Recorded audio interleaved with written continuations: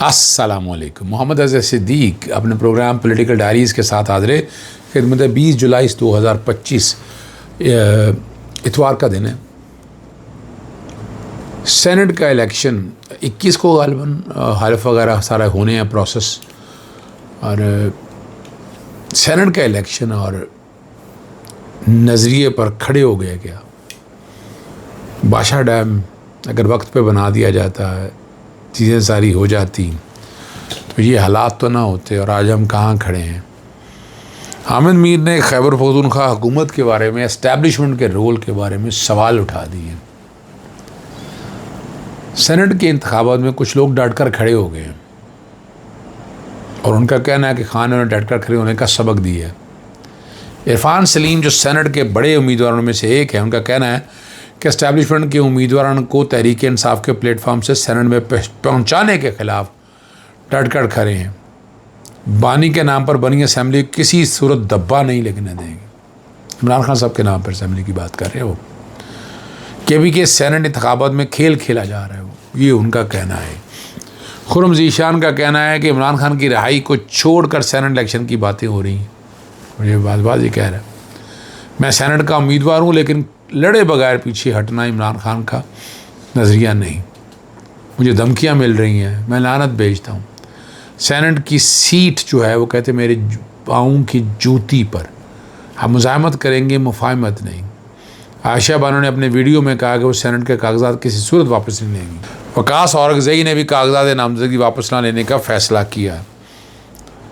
मुराद सईद के लिए सेनेट का नाम जो टिकट जो फ़ैसला जो किया है, जो बात बड़ी वाज़ेह तौर पर कर रहे हैं, इमरान खान ने तजवीज़ किया है, मगर उस पर कांटा लगा दिया गया। नहीं, मैं नहीं समझता कांटा लगाने की बात है, ये सुन रहा हूँ। और बैरिस्टर गौहर ने नाराज़ उम्मीदवारों को आखिरी मोहलत देते हुए कहा कागजात नामजदगी वापस लेने बसूरत देर कर कार्रवाई होगी। अब हाई रोज़ बढ़के लग रही हैं, बहुत सी बातें हो रही हैं, और एक शख्स और भी बेनकाब हो गया। अलीमीन गंडापुर के बाद शेख वकास अकरम ने भी मिर्ज़ा अफरीदी का नाम लिस्ट में डाल दिया। जो बातें सारी हो रही थी ना, वो सारी की सारी जो है छाक की तरह बैठ गई। सेनेट का इलेक्शन यानी 2/3 अक्सरियत जो है मौजूदा असम्बली को दे दी गई है, और पाकिस्तान में ये निज़ाम अब यही लग यही रहा है, और ये निज़ाम जड़ों में बैठ गया है। मैं तो अब ऐसी सी कहानियाँ सुन रहा हूँ, पुलिस की बेबसी, बाकी लोगों की बेबसी, क्या कुछ हो रहा है, कौन चला रहा है, किस तरह के निज़ाम में इंटरफेरेंस हो रही है, अदालतों में क्या मसाइल हैं, बाकी जगहों क्या मसाइल हैं। ये सारी बातें अब खुल के हो रही हैं। जी बिल्कुल ऐसा ही है। लोग अब खुल के बातें करते हैं, पर लेकिन खैबर निज़ाम का तो मान लिया। ख्वाजा आसफ ने भी, इरफान सिद्दीकी ने भी, इवन नवाज शरीफ, शहबाज शरीफ, सभी ने मान ली, और इस पर वो फ़ख्र करते हैं। यानी पाकिस्तान में जमहूरियत की तबाही और बर्बादी में ये मौजूदा दौर की सियासी जमातें हैं जिन्होंने जमहूरियत पर कांटे लगा दिए हैं, जो जमहूरियत को रौंद के रख दिए, सिर्फ अपने इक़्तिदार की खातिर, इक़्तिदार पर कब्ज़ा करना। और ये एक सिस्टम को समझ आ गई है। सिस्टम को कुछ अर्सा हुकूमत करें, जूते पड़ें, ठुड्डे पड़ें, बाहर चले जाएं, निकल जाएं, फिर आ जाएं, उनके रहमो करम पर रहें, फिर चले जाएं, फिर आ जाएं। जो सिस्टम के ख़िलाफ़ खड़ा उसका क्या हाल हुआ, वो चाहे जुल्फ़िकार अली भुट्टो साहब की शक्ल हो, मोहतरमा बेनज़ीर भुट्टो भी आखिर शिकार हुई, या चाहे वो इमरान खान हो। इमरान खान तो डट के खड़ा है, असूलों पे खड़ा है, लड़ रहा है, और उसकी ज़ौजा मोहतरमा जनाब बुशरा इमरान साहिबा, वो भी आपके सामने। बहनें अपनी जगह बात कर रही हैं, लेकिन पार्टी में कंप्रोमाइजिंग पोजीशन जो है वो बहुत पहले की है। उस पर मैं बहुत पहले भी बात कर चुका हूँ, और मैं खुल के बात कर चुका हूँ। यानी मैं कोई ऐसी बात नहीं करना चाहता जो हालात और वाक़या से हट कर हो। हर चीज़ सामने होनी चाहिए, नज़र आनी चाहिए। सब कुछ दिखता है, ये याद रखिएगा। क्या कहा? सब कुछ दिखता है, ये लफ्ज़ मैं बार बार दोहराता हूँ। आपको याद होगा कि 7 साल पहले बादशाह डैम की तामीर का तखमीना जो है ना 479 अरब था। तामीर में ताख़ीर और अफरात ज़र के बायस अब लागत का तखमीना 1100 अरब हो गया। और इस साल भी जो डैम के लिए तामीर के लिए सिर्फ 25 अरब मुख्तस किए गए। जो मनसूबा ज़राअत बिजली के लिए इंतहाई आम है, वो हुकूमती तरजीहात में शामिल नहीं है।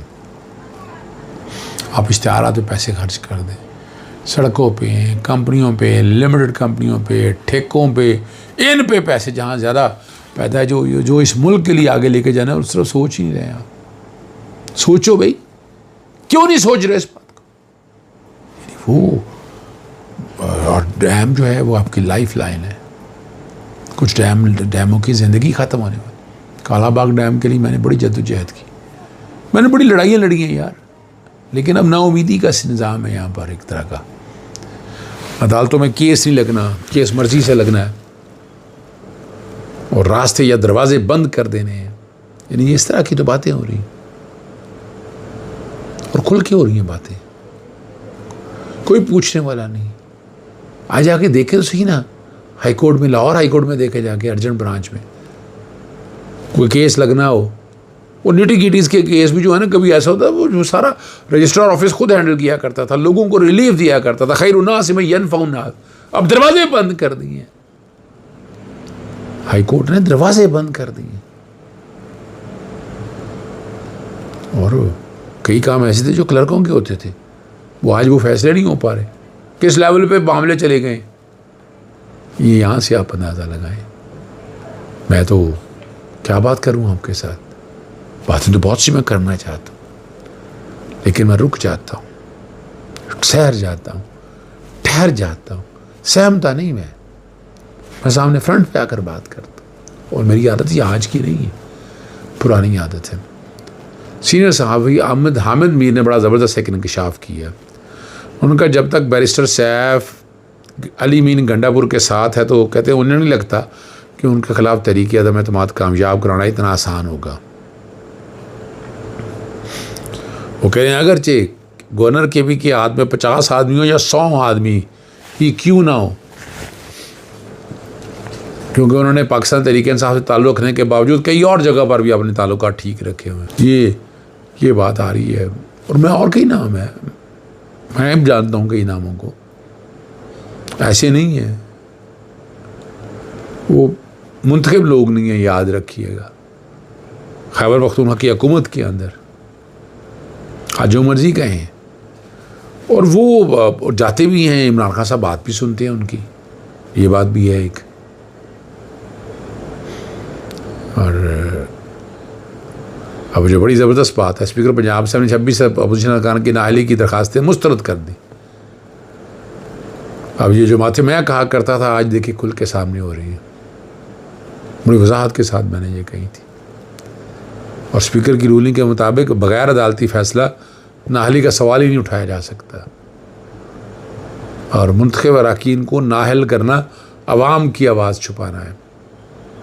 यही मैं पहले दिन से बात कर रहा हूँ, मैंने यही बना के भेजा था, यही मैंने उन्हें कहा था कि कहाँ से इख्तियार आ गया। स्पीकर ने तो बड़ी बड़के मारी थी, बहुत कुछ कहा था, कैसा हो जाएगा, वैसा हो जाएगा, क्या हो जाएगा। जाके फिर क्यों मिले थे आप चीफ इलेक्शन कमिश्नर से, और वहाँ बड़ी बातें होती। मैंने आपको कहा इख्तियार ही नहीं है स्पीकर का, स्पीकर का तो इख्तियार ही नहीं है ये कि जनाब इन्होंने हलफ तोड़ा है। कोई खुद क्या प्रेस कॉन्फ्रेंस उठा कर देख लें यार आप। और प्लान बी तैयार हो चुका है। ब्यूरो चीफ सुनो न्यूज़ ने कहा है 20 जुलाई यानी अपोजिशन की मखसूस नशिस्तों पर आने वाले 21 ख़वातीन और 4 अक़लियतों को हलफ नहीं लेने दिया जाएगा। इजलास शुरू होगा, पाकिस्तान तहरीक इंसाफ के सिर्फ 3 अरकान शरीक होंगे, कौन की निशानदेही की जाएगी। स्पीकर असम्बली इजलास की अगली तारीख तक इजलास मुलतवी कर देगा। हमारे दोस्त है चौधरी इकराम मराई, उन्होंने आर्मी चीफ जनरल जो जनरल बाजवा थे उस वक्त के प्रेस ब्रीफिंग का इंकशाफ किया था। वो कह रहे हैं फाटा का इंतज़ाम रोकने के लिए एक सियासतदान ने $5 लाख वसूल किए। नाम पूछा गया तो उन्होंने कहा नाम बताने की ज़रूरत नहीं। इस पर एक सीनियर एंकर ने कहा कि मैं जानता हूँ,